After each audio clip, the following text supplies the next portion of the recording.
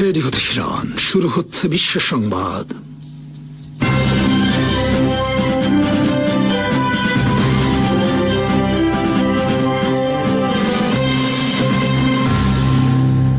শুরুতেই সংবাদ শিরোনাম।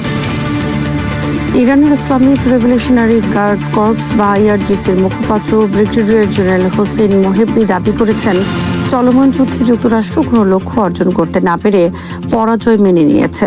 রোববার দেয়া এক বক্তব্যে তিনি বলেন, আমেরিকার জন্য এটি এমন একটি যুদ্ধ যেখানে কোনো সাফল্য ছাড়াই তাদের পরাজয় স্বীকার করতে হয়েছে।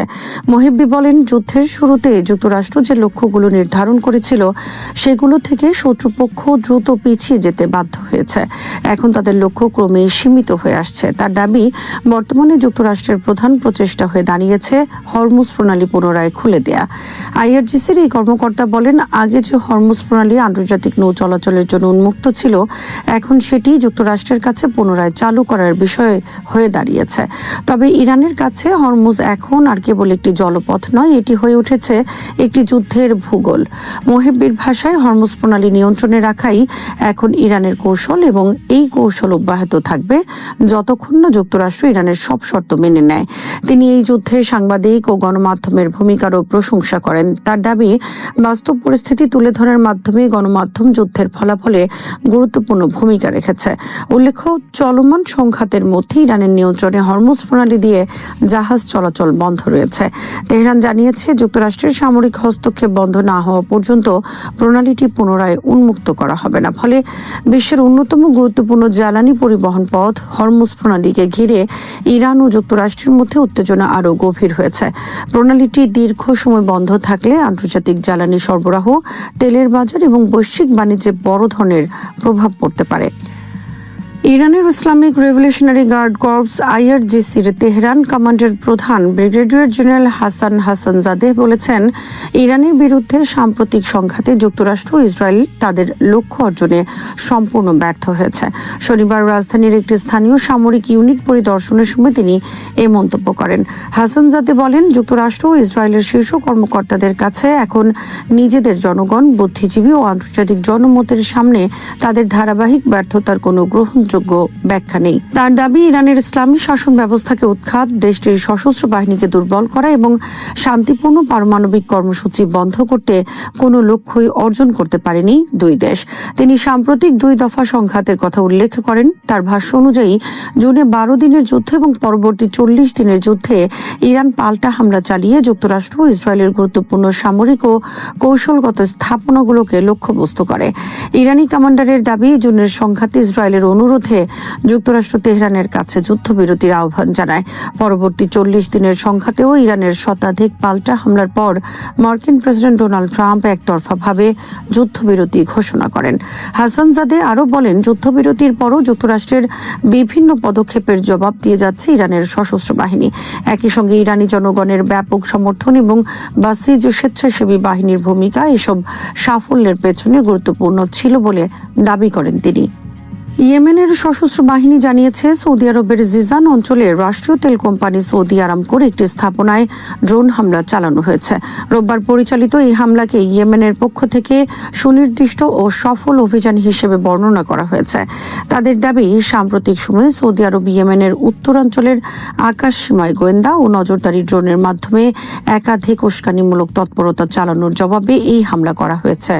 ইয়েমেনের সামরিক মুখপাত্র ব্রিগেডিয়ার জেনারেল ইয়াহিয়া সারি এক বিবৃতিতে বলেন, তাদের ড্রোন নির্ভুলভাবে সৌদি আরবের আরামকোর স্থাপনাটিকে লক্ষ্যবস্তুতে পরিণত করতে সক্ষম হয়েছে। তিনি দাবি করেন, সৌদি ড্রোনগুলো ইয়েমেনের সাদা ও হাজ্জাহ প্রদেশের আকাশ সীমায় প্রবেশ করে নজরদারি ও গোয়েন্দা কার্যক্রম চালাচ্ছিল।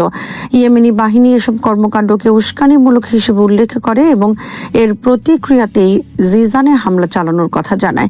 জিজান সৌদি আরবের দক্ষিণ পশ্চিম অঞ্চলে অবস্থিত এবং ইয়েমেন সীমান্তের কাছাকাছি হওয়ায় অঞ্চলটি দীর্ঘদিন ধরে দুই দেশের সামরিক উত্তেজনার গুরুত্বপূর্ণ কেন্দ্র। বিশেষ করে ইয়েমেন যুদ্ধের প্রেক্ষাপটে সৌদি ভূখণ্ডের সীমান্তবর্তী স্থাপনা ও জ্বালানি অবকাঠামো বিভিন্ন সময় হামলার হুমকির মুখে পড়েছে। তবে হামলায় স্থাপনাটির কি পরিমাণ ক্ষয়ক্ষতি হয়েছে বা হতাহতের ঘটনা ঘটেছে কিনা সে বিষয়ে সৌদি কর্তৃপক্ষের পক্ষ থেকে তাৎক্ষণিকভাবে বিস্তারিত কোনো তথ্য পাওয়া যায়নি। ইয়েমেনি বাহিনী বলছে তাদের এই অভিযান সৌদি আরবের সামরিক কর্মকাণ্ডের জবাব। এর ফলে সৌদি আরব ও ইয়েমেনের মধ্যকার উত্তেজনা আরও বাড়তে পারে বলে আশঙ্কা করা হচ্ছে। বিশেষ করে গুরুত্বপূর্ণ তেল অবকাঠামোকে লক্ষ্য করে হামলার অভিযোগ আঞ্চলিক নিরাপত্তা ও জ্বালানি সরবরাহ নিয়ে নতুন উদ্বেগ তৈরি করতে পারে।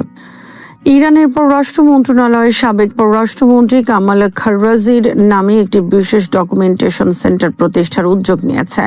মন্ত্রণালয়ের institute for political and international studies IPIS এর প্রধান সাইদ খতিবজাদে রোববার এই ঘোষণা দেন। পররাষ্ট্র মন্ত্রণালয়ের নথিতে মহররম ও আশুরা শীর্ষক এক অনুষ্ঠানে বক্তব্য দিতে গিয়ে খতিবজাদে কামাল খাররাজির অবদানের প্রতি শ্রদ্ধা জানান। তিনি বলেন, খাররাজি পররাষ্ট্রমন্ত্রী থাকাকালীনই পররাষ্ট্র মন্ত্রণালয়ের ডকুমেন্টেশন সেন্টার প্রতিষ্ঠিত হয়েছিল। ফলে এই কেন্দ্রটি তার গুরুত্বপূর্ণ উত্তরাধিকারগুলোর একটি হিসেবে বিবেচিত হয়। খতিবজাদে জানান, খুব শিগগিরই মার্টার কামাল খাররাজি ডকুমেন্টেশন সেন্টার আনুষ্ঠানিকভাবে উদ্বোধন করা হবে। একই সঙ্গে পররাষ্ট্র মন্ত্রণালয়ের ঐতিহাসিক ও কূটনৈতিক নথি সংরক্ষণ ও প্রদর্শনের জন্য একটি বিশেষ জাদুঘরও প্রতিষ্ঠা করা হবে। তিনি আরও জানান, ইরানের বিশেষায়িত আর্কাইভের আওতায় কূটনীতি ও বৈদেশিক সম্পর্ক সংক্রান্ত 5 কোটিরও বেশি নথি ইতোমধ্যে গবেষক ও আগ্রহী ব্যক্তিদের জন্য উন্মুক্ত করা হয়েছে। এসব নথি ইরানের পররাষ্ট্রনীতি, আন্তর্জাতিক সম্পর্ক এবং বিভিন্ন ঐতিহাসিক কূটনৈতিক ঘটনার গবেষণায় গুরুত্বপূর্ণ ভূমিকা রাখতে পারে। কামাল খাররাজি 1997 থেকে 2005 সাল পর্যন্ত ইরানের পররাষ্ট্রমন্ত্রীর দায়িত্ব পালন করেন। এর আগে 1989 থেকে 1997 সাল পর্যন্ত তিনি জাতিসংঘের ইরানের রাষ্ট্রদূত ও স্থায়ী প্রতিনিধি ছিলেন। বহুপাক্ষিক কূটনীতি, আন্তর্জাতিক আইন এবং আলোচনার মাধ্যমে বিরোধ নিষ্পত্তির প্রবল সমর্থক হিসেবে তিনি পরিচিত ছিলেন। প্যারিসে অনুষ্ঠিত বার্ষিক লিডার্স ফর পিস সম্মেলনেও তিনি নিয়মিত অংশ নিতেন। আন্তর্জাতিক অঙ্গনে শান্তিপূর্ণ উপায়ে সংকট সমাধানের উপর তার জোর ইরানের কূটনৈতিক ঐতিহ্যের গুরুত্বপূর্ণ অংশ হিসেবে বিবেচিত হয়। তার নামে নতুন ডকুমেন্টেশন সেন্টার প্রতিষ্ঠা তাই ইরানের কূটনৈতিক ইতিহাস সংরক্ষণে একটি তাৎপর্যপূর্ণ পদক্ষেপ হিসেবে দেখা হচ্ছে। ইরানের প্রেসিডেন্ট মাসুদ পেজিশকিয়ান বলেছেন, দেশটির সর্বোচ্চ নেতা মোস্তফা খামেনির সঙ্গে বর্তমানে যোগাযোগ করা খুবই কঠিন হয়ে পড়েছে। তবে তিনি জোর দিয়ে বলেন, কঠিন পরিস্থিতির মধ্যেও খামেনির উপস্থিতি এবং নেতৃত্ব ইরানের জন্য এক বিশাল মানসিক শক্তির উৎস, যা দেশকে সংকট মোকাবেলায় এগিয়ে যেতে সহায়তা করছে। বুধবার এক বক্তব্যে পেজিশকিয়ান বলেন, এই মুহূর্তে তার সঙ্গে যোগাযোগ করা অত্যন্ত কঠিন, কিন্তু যাই হোক না কেন তার উপস্থিতি আমাদের জন্য বিরাট শক্তির উৎস। সেটি আমাদের এগিয়ে চলার সাহস যোগায়। মধ্যপ্রাচ্যে সামরিক সংঘাতের প্রেক্ষাপটে মোস্তফা খামেনির ভূমিকা নিয়ে নানা আলোচনা চলছে। যুক্তরাষ্ট্র ও ইসরায়েলের যৌথ হামলায় সংঘাত শুরুর সময় তিনি আহত হন বলে বিভিন্ন সূত্রে দাবি করা হয়েছে। একই হামলায় তার পিতা ও সাবেক সর্বোচ্চ নেতা আলী খামেনি নিহত হন বলে প্রতিবেদনে উল্লেখ করা হয়। এরপর মোস্তফা খামেনি দেশের সর্বোচ্চ নেতার দায়িত্ব গ্রহণ করেন। তবে তার দায়িত্ব নেওয়ার পর থেকে তিনি জনসম্মুখে খুবই কমই এসেছেন। দীর্ঘ সময় ধরে প্রকাশ্যে উপস্থিত না হওয়ায় তার শারীরিক অবস্থা, রাজনৈতিক কর্মকাণ্ড এবং সরকারের শীর্ষ পর্যায়ের অন্য কর্মকর্তাদের সঙ্গে সম্পর্ক নিয়ে নানা জল্পনা তৈরি হয়েছে। বিশেষ করে গত মাসে তার পিতার শেষকৃত্য অনুষ্ঠানে অনুপস্থিত থাকা এসব জল্পনাকে আরও উস্কে দিয়েছে। অনেক বিশ্লেষক প্রশ্ন তুলেছেন, তিনি কি নিরাপত্তাজনিত কারণে আড়ালে রয়েছেন, নাকি দেশের ক্ষমতার কেন্দ্রের ভেতরে অন্য কোনো জটিলতা কাজ করছে। যদিও এ বিষয়ে ইরানি কর্তৃপক্ষ আনুষ্ঠানিকভাবে খুব বেশি তথ্য প্রকাশ করেনি। প্রেসিডেন্ট পেজেশকিয়ান এসব গুঞ্জনকে গুরুত্ব না দেওয়ার আহ্বান জানিয়েছেন। তিনি বলেন, মোস্তফা খামেনির সঙ্গে তার একাধিক ফলপ্রসূ বৈঠক হয়েছে এবং প্রতিবারই তিনি আন্তরিকতা ও বাস্তবসম্মত দৃষ্টিভঙ্গির পরিচয় পেয়েছেন। পেজিশকিয়ানের ভাষায়, আমি তার সঙ্গে বেশ কয়েকটি গঠনমূলক বৈঠক করেছি। তিনি সবসময় অত্যন্ত সদয় আচরণ করেছেন এবং অত্যন্ত যুক্তিসঙ্গত ও সুদৃঢ় চিন্তাভাবনা তুলে ধরেছেন। তিনি আরো বলেন, বর্তমান নিরাপত্তা পরিস্থিতির কারণে অনেক মানুষ তার সম্পর্কে ভুল ধারণা তৈরি করার সুযোগ পাচ্ছে। দুঃখজনকভাবে বর্তমান পরিস্থিতি কিছু অসৎ উদ্দেশ্য প্রণোদিত মানুষকে তাকে ভিন্নভাবে উপস্থাপন করার সুযোগ করে দিচ্ছে।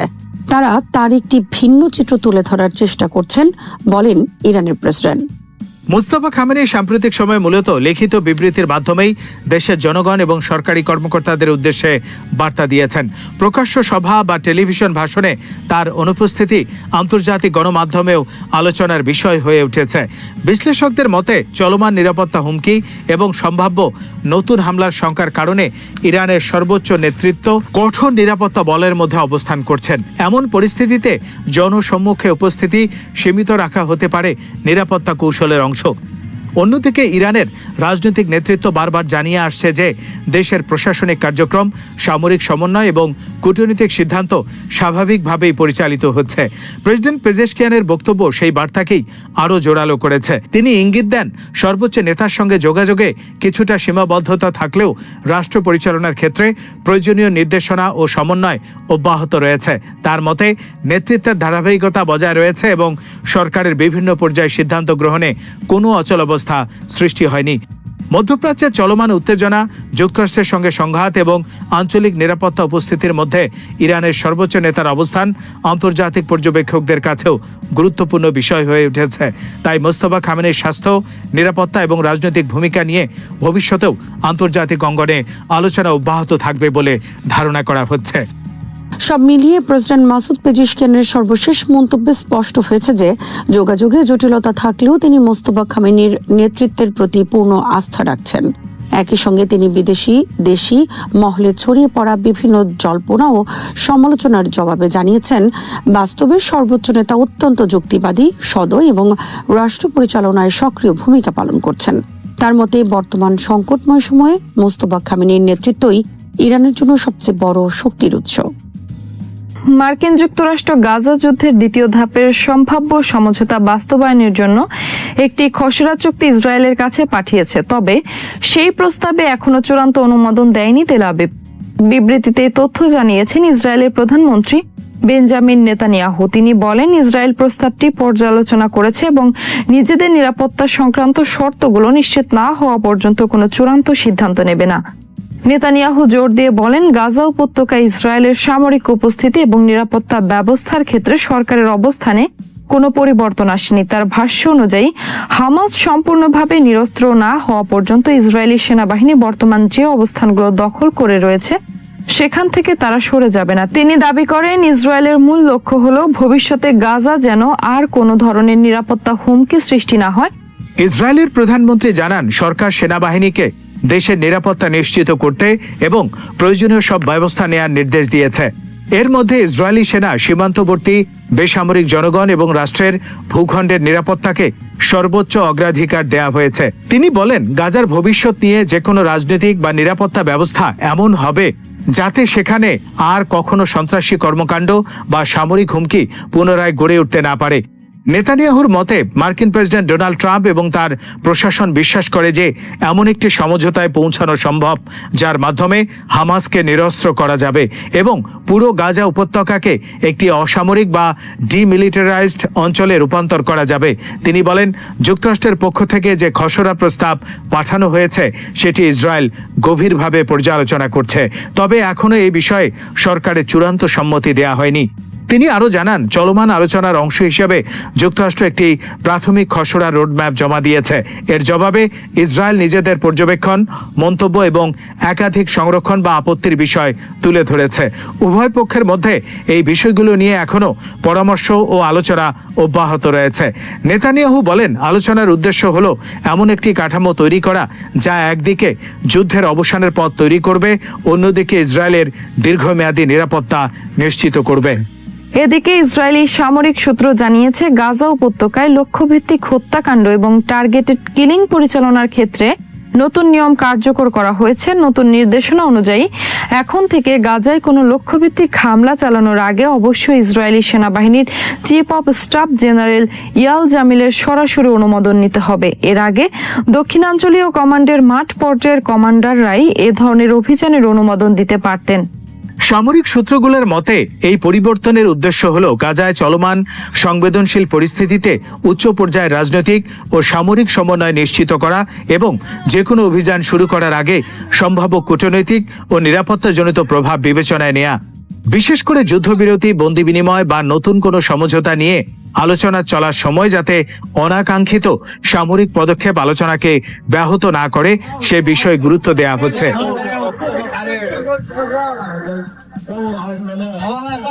পর্যবেক্ষকদের মতে নতুন এই অনুমোদন ব্যবস্থা ইঙ্গিত দিচ্ছে যে ইসরায়েল একদিকে সামরিক চাপ অব্যাহত রাখতে চাইলেও অন্যদিকে যুক্তরাষ্ট্রের মধ্যস্থতায় চলমান কূটনৈতিক প্রচেষ্টাকেও সম্পূর্ণভাবে উপেক্ষা করতে চাইছে না।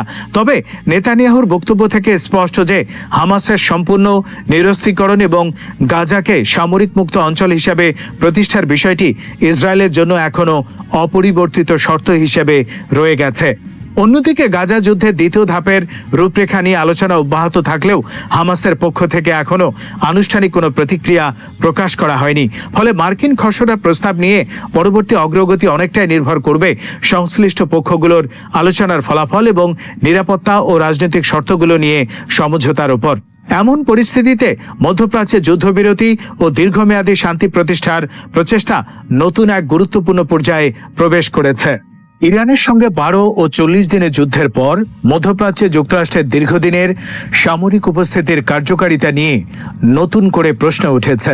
এই যুদ্ধকে শুধু ক্ষেপণাস্ত্র হামলা, বিমান অভিযান বা সামরিক ক্ষয়ক্ষতির হিসাব দিয়ে দেখলে এর প্রকৃত তাৎপর্য বোঝা যাবে না। বরং সবচেয়ে গুরুত্বপূর্ণ পরিবর্তন ঘটেছে পশ্চিম এশিয়ার কৌশলগত সমীকরণে।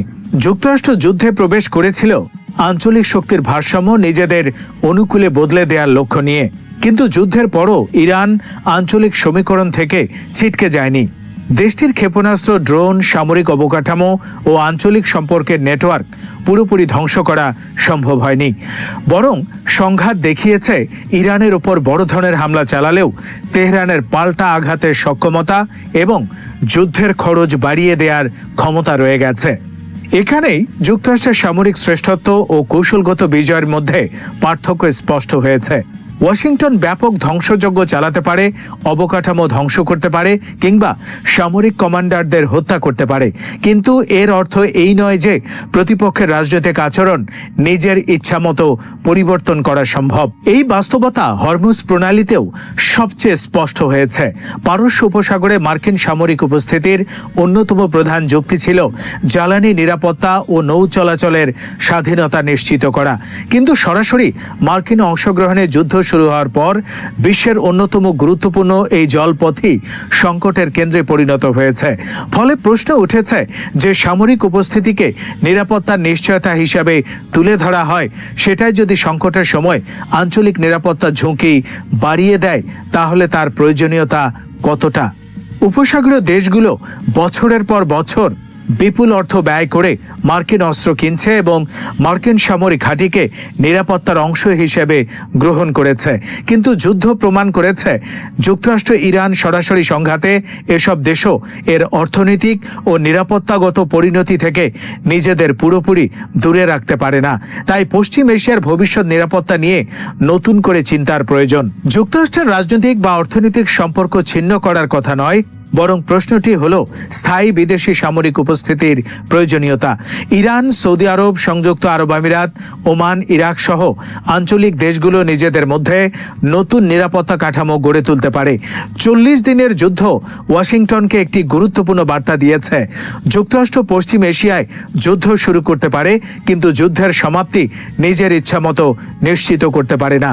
তাই প্রশ্ন হওয়া উচিত কিভাবে যুক্তরাষ্ট্র এই অঞ্চলে আরো দীর্ঘদিন থাকবে তা নয়, বরং কিভাবে একটি দায়িত্বশীল ও স্থিতিশীল প্রত্যাহারের পথ তৈরি করা যায়। পশ্চিম এশিয়ার প্রয়োজন বিদেশি সেনা ও ঘাঁটির উপর নির্ভরতা নয়, বরং নিজেদের ভূখণ্ড ও স্বার্থের ভিত্তিতে গড়ে ওঠা একটি আঞ্চলিক নিরাপত্তা ব্যবস্থা। ইয়েমেনের হুথিরা দাবি করেছে সৌদি আরবের জিজান প্রদেশের রাষ্ট্রীয় তেল কোম্পানি সৌদি আরামকোর একটি তেল স্থাপনায় হামলার পর সেখানে আগুন ধরে যায়। হুথিদের দাবি, এই হামলা সৌদি আরবের জ্বালানি অবকাঠামোর উপর তাদের চলমান চাপের অংশ। তবে হামলার ক্ষয়ক্ষতি ও আগুনের প্রকৃত কারণ সম্পর্কে স্বাধীনভাবে বিস্তারিত তথ্য নিশ্চিত হওয়া যায়নি। এদিকে মধ্যপ্রাচ্যের চলমান উত্তেজনার কেন্দ্রবিন্দু হয়ে উঠেছে হরমুজ প্রণালী। ইরানের প্রেসিডেন্ট মাসুদ পেজিশকিয়ান বলেছেন, ওমানের মধ্যস্থতায় হরমুজ প্রণালী নিয়ে চলমান আলোচনায় তিনি ইতিবাচক ফলাফলের আশা করছেন। একই সঙ্গে তিনি ইরানকে দীর্ঘস্থায়ী না যুদ্ধ না শান্তি পরিস্থিতি থেকে বেরিয়ে আসার প্রয়োজনীয়তার কথা বলেছেন। তার বক্তব্যে ইঙ্গিত মিলেছে তেহরান সংঘাতের পরিবর্তে একটি কার্যকর রাজনৈতিক সমাধানের পথ খুঁজছে। তবে সেই সমাধানের ক্ষেত্রে ইরানের নিরাপত্তা ও সার্বভৌমত্বের বিষয়টি গুরুত্বপূর্ণ থাকবে। অন্যদিকে ইসলামিক রেভলিউশনারি গার্ড কর্পস বা আইআরজিসি হরমুজ প্রণালী পুনরায় পুরোপুরি খুলে দেওয়ার জন্য বেশ কিছু শর্ত সামনে এনেছে। এর মধ্যে রয়েছে ইরানের বিরুদ্ধে যুক্তরাষ্ট্রের নৌ অবরোধের অবসান এবং সাম্প্রতিক যুদ্ধের কারণে ইরানের যে ক্ষয়ক্ষতি হয়েছে তার জন্য ক্ষতিপূরণ। ফলে হরমুজ ইস্যুতে কেবল সামুদ্রিক চলাচল স্বাভাবিক করাই নয়, বরং বৃহত্তর যুক্তরাষ্ট্র ইরান সম্পর্কের বিষয়েও আলোচনার কেন্দ্রে চলে এসেছে। সব মিলিয়ে ওমানের মধ্যস্থতায় কূটনৈতিক তৎপরতা বাড়লেও হরমুজ পুরোপুরি খুলতে এখনও বড় ধরনের রাজনৈতিক সমঝোতা প্রয়োজন।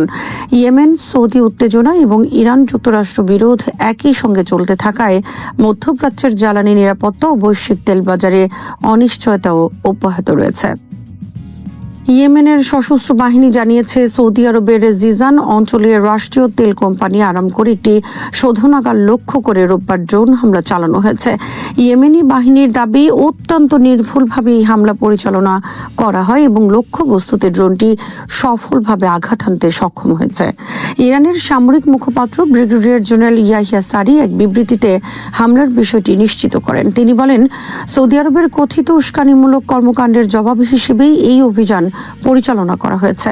বিশেষ করে উত্তর ইয়েমেনের সাদা ও হাজ্জা প্রদেশের আকাশ সীমায় সাম্প্রতিক সময়ে সৌদি আরবের গোয়েন্দা ও নজরদারি ড্রোনের কথিত তৎপরতার কথা উল্লেখ করেন তিনি। ইয়েমেনি বাহিনীর ভাষ্য অনুযায়ী সৌদি ড্রোনগুলো এসব এলাকায় নিয়মিত নজরদারি চালাচ্ছিল এবং ইয়েমেনের আকাশ সীমা লঙ্ঘন করছিল। এর প্রতিক্রিয়ায় জিজানে আরামকোর গুরুত্বপূর্ণ স্থাপনায় ড্রোন হামলা চালানো হয়েছে বলে দাবি করেছে তারা। ইয়াহিয়া সারি এটিকে প্রতিশোধমূলক সামরিক অভিযান হিসেবে বর্ণনা করেছেন। এই হামলার মধ্য দিয়ে ইয়েমেন সৌদি উত্তেজনা আবারও নতুন মাত্রা পেতে পারে। বিশেষ করে জিজান সৌদি আরবের দক্ষিণ পশ্চিমাঞ্চলের একটি গুরুত্বপূর্ণ এলাকা এবং সেখানে আরামকোর জ্বালানি অবকাঠামো রয়েছে। ফলে এ ধরনের স্থাপনায় হামলা হলে তা শুধুমাত্র নিরাপত্তা নয়, সৌদি আরবের জ্বালানি সরবরাহ ও আঞ্চলিক বাজারেও প্রভাব ফেলতে পারে। তবে হামলায় শোধনাগারের কতটা ক্ষতি হয়েছে, কোনো হতাহত হয়েছে কিনা বা উৎপাদন কার্যক্রম ব্যাহত হয়েছে কিনা এ বিষয়ে সৌদি কর্তৃপক্ষের পক্ষ থেকে তাৎক্ষণিকভাবে বিস্তারিত তথ্য পাওয়া যায়নি। ইয়েমেনের পক্ষ থেকে এই হামলাকে আকাশ সীমা লঙ্ঘনের প্রতিক্রিয়া হিসেবে তুলে ধরা হলেও ঘটনাটি সৌদি আরব ও ইয়েমেনের মধ্যকার দীর্ঘস্থায়ী সামরিক উত্তেজনা এবং বৃহত্তর আঞ্চলিক সংঘাতের ঝুঁকিকেও সামনে নিয়ে এসেছে। গাজা উপত্যকা থেকে ফিলিস্তিনিদের উচ্ছেদের যে কোনো পরিকল্পনাকে কঠোরভাবে প্রত্যাখ্যান করেছে মিশর। দেশটির পররাষ্ট্রমন্ত্রী বদর আবদুল্লাত্তি বলেছেন, গাজা থেকে ফিলিস্তিনিদের সরিয়ে দেওয়ার পরিকল্পনা এখনও আলোচনায় থাকলেও মিশর তা কোনোভাবেই মেনে নেবে না। তিনি এটিকে আরব ও মুসলিম দেশগুলোর জন্য একটি রেড লাইন বা চূড়ান্ত সীমা হিসেবে উল্লেখ করেছেন। ফিলিস্তিনি বার্তা সংস্থা ওয়াফাকে দেয়া এক সাক্ষাৎকারে আবদুল্লাত্তি বলেন, গাজায় এমন পরিস্থিতি তৈরি করে যদি বাসিন্দাদের চলে যেতে বাধ্য করা হয় তাহলে সেটিকে কোনোভাবেই স্বেচ্ছায় স্থানান্তর বলা যায় না।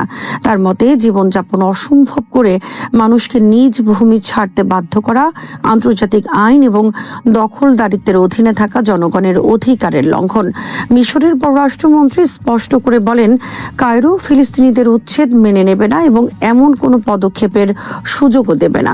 ফিলিস্তিনিদের নিজেদের ভূমিতে থাকার অধিকার নিশ্চিত করাই মিশরের অবস্থান বলে জানান তিনি। এদিকে অধিকৃত পশ্চিম তীরের পরিস্থিতি নিয়েও গভীর উদ্বেগ প্রকাশ করেছেন আবদুল্লাত্তি। তিনি সেখানে ফিলিস্তিনিদের উপর ক্রমবর্ধমান সহিংসতা, দখল ও অন্যান্য লঙ্ঘনের অভিযোগ তুলে পরিস্থিতিকে নীরব সংযুক্তিকরণ এবং কার্যত সংযুক্তিকরণের প্রক্রিয়া হিসেবে বর্ণনা করেন। তার মতে, এ ধরনের পদক্ষেপ ফিলিস্তিনি রাষ্ট্র প্রতিষ্ঠার সম্ভাবনা এবং দুই রাষ্ট্রভিত্তিক সমাধানের পথকে আরও সংকুচিত করছে। আবদুল্লাত্তি আরো বলেন, যত বড় সামরিক শক্তি প্রয়োগ করা হোক না কেন, ফিলিস্তিনিদের মৌলিক অধিকার স্বীকৃতি না পেলে ইসরায়েল বা পুরো অঞ্চলের জন্য দীর্ঘমেয়াদী ও টেকসই নিরাপত্তা নিশ্চিত করা সম্ভব নয়। তিনি ইঙ্গিত দেন, স্থায়ী শান্তির জন্য সামরিক সমাধানের পরিবর্তে ফিলিস্তিনিদের অধিকার ও রাজনৈতিক ভবিষ্যৎ নিশ্চিত করাই হতে হবে মূল ভিত্তি। ইরানের বিরুদ্ধে সাম্প্রতিক সামরিক অভিযানে যুক্তরাষ্ট্র ও ইসরায়েল তাদের ঘোষিত লক্ষ্য অর্জনে সম্পূর্ণ ব্যর্থ হয়েছে বলে দাবি করেছেন ইসলামিক রেভলিউশনারি গার্ড কর্পস আইআরজিসির Tehran commander brigadier general Hassanzadeh. শনিবার তেহরানের একটি স্থানীয় ডিভিশন পরিদর্শনের সময় তিনি বলেন, যুক্তরাষ্ট্র ও ইসরায়েলের শীর্ষ কর্মকর্তাদের নিজেদের জনমত এবং বুদ্ধিজীবীদের কাছে তাদের ধারাবাহিক ব্যর্থতার কোনো জবাব নেই। তার দাবি, ইরানের ইসলামিক শাসন ব্যবস্থার বিরুদ্ধে পরিচালিত সামরিক অভিযানে দুই দেশই তাদের উদ্দেশ্য পূরণ করতে পারেনি। হাসানজাদের বক্তব্য অনুযায়ী ইরানের বিরুদ্ধে সাম্প্রতিক 2 দফা যুদ্ধে তাদের প্রধান লক্ষ্য ছিল দেশটির ইসলামিক শাসন ব্যবস্থাকে দুর্বল বা উৎখাত করা, ইরানের সশস্ত্র বাহিনীর সক্ষমতা কমিয়ে দেয় এবং দেশটির শান্তিপূর্ণ পারমাণবিক কর্মসূচি বন্ধে বাধ্য করা। তবে এসব লক্ষ্য অর্জিত হয়নি বলে দাবি করেন তিনি বলেন, জুনে সংঘটিত 12 দিনের যুদ্ধ এবং পরবর্তী 40 দিনের সংঘাতে ইরানের সশস্ত্র বাহিনী পাল্টা হামলার মাধ্যমে যুক্তরাষ্ট্র ও ইসরায়েলের গুরুত্বপূর্ণ সামরিক ও কৌশলগত স্থাপনাগুলোকে লক্ষ্যবস্তু করেছে। তার দাবি, প্রথম দফার যুদ্ধে ইসরায়েলের অনুরোধে ওয়াশিংটন তেহরানের কাছে যুদ্ধবিরতির আবেদন জানায়। পরবর্তী 40 দিনের সংঘাতেও ইরানের ধারাবাহিক পাল্টা হামলার পর মার্কিন প্রেসিডেন্ট ডোনাল্ড ট্রাম্প একতরফাভাবে যুদ্ধবিরতি ঘোষণা করেন। হাসানজাদে আরও বলেন, যুদ্ধবিরতির পরও যুক্তরাষ্ট্রের বিভিন্ন কর্মকাণ্ডের জবাব দিয়ে যাচ্ছে ইরানের সশস্ত্র বাহিনী। পাকিস্তানের মধ্যস্থতায় সমঝোতা স্মারক স্বাক্ষরের পরও এই অবস্থান অব্যাহত রয়েছে। আইআরজিসির এ কমান্ডার ইরানের জনগণের ব্যাপক সমর্থনকেও তাদের সাফল্যের অন্যতম কারণ হিসেবে উল্লেখ করেন। বিশেষ করে বাসিজ স্বেচ্ছাসেবী বাহিনীর ভূমিকার প্রশংসা করে তিনি বলেন, জাতীয় ঐক্য ও জনগণের সমর্থনই প্রতিপক্ষের বিরুদ্ধে ইরানের প্রতিরোধকে শক্তিশালী করেছে। দক্ষিণ লেবাননের বিভিন্ন এলাকায় ইসরায়েলি বাহিনী ব্যাপক বিস্ফোরণ ও বিমান হামলা চালিয়েছে। রোববার দেশটির দক্ষিণাঞ্চলের মানসুরি এলাকায় ইসরায়েলি সেনারা বড় ধরনের বিস্ফোরণ ঘটায়। একই সময়ে ড্রোন থেকে বোমা ফেলে কয়েকটি বনভূমিতে আগুন ধরিয়ে দেওয়া হয়। এতে বিস্তীর্ণ এলাকায় দাবানলের মতো আগুন ছড়িয়ে পড়ে। লেবাননের স্থানীয় গণমাধ্যমের বরাত দিয়ে জানা গেছে, দক্ষিণাঞ্চলের জাউতার আল শারকিয়া ও হাদ্দাথা এলাকাতেও ইসরায়েলি সেনারা বিস্ফোরণ ঘটায়। পাশাপাশি আলী আল তাহের উচ্চভূমি লক্ষ্য করে গোলাবর্ষণ করা হয়। এদিকে ইসরায়েলি একটি ড্রোন দেইর আল মাজরা, কাফর, হুনেহ, নিহা এবং আইন আল তিনেহ এলাকার উচ্চভূমিতে একাধিক বোমা নিক্ষেপ করে। এসব হামলার পর বনাঞ্চলের বিভিন্ন স্থানে আগুন ছড়িয়ে পড়ে। স্থানীয় সূত্রগুলো জানিয়েছে, আগুনের কারণে বেশ কিছু এলাকায় ধোঁয়ার কুণ্ডলী দেখা যায় এবং বনভূমির ব্যাপক ক্ষয়ক্ষতির আশঙ্কা করা হচ্ছে। হামলার ফলে ওইসব এলাকায় নতুন করে উত্তেজনা সৃষ্টি হয়েছে। দক্ষিণ লেবাননের সীমান্তবর্তী অঞ্চলগুলোতে দীর্ঘদিন ধরেই ইসরায়েলি সামরিক তৎপরতা ও হামলা অব্যাহত রয়েছে। সাম্প্রতিক এই হামলায় সরাসরি কোনো হতাহতের খবর তাৎক্ষণিকভাবে পাওয়া যায়নি। তবে বিস্ফোরণ ও অগ্নিকাণ্ডের কারণে বেসামরিক জনগণের নিরাপত্তা নিয়ে উদ্বেগ তৈরি হয়েছে। বিশেষ করে বনাঞ্চলে আগুন ছড়িয়ে পড়ায় পরিবেশগত ক্ষতির পাশাপাশি আশপাশের বসতিগুলো ঝুঁকিতে পড়তে পারে বলে আশঙ্কা করা হচ্ছে। লেবাননের দক্ষিণাঞ্চলে ইসরায়েলি হামলা ও সামরিক তৎপরতা এমন সময় বাড়ল যখন অঞ্চলটিতে সংঘাত কমিয়ে উত্তেজনা প্রশমনের জন্য বিভিন্ন পর্যায়ে কূটনৈতিক প্রচেষ্টা চলছে। তবে মাঠ পর্যায়ে ধারাবাহিক হামলা পরিস্থিতিকে আরও জটিল করে তুলছে। শ্রোতা বন্ধুরা, বিশ্ব সংবাদে এই ছিল আমাদের সর্বশেষ আয়োজন। সঙ্গে থাকার জন্য আপনাদের সবাইকে অসংখ্য ধন্যবাদ।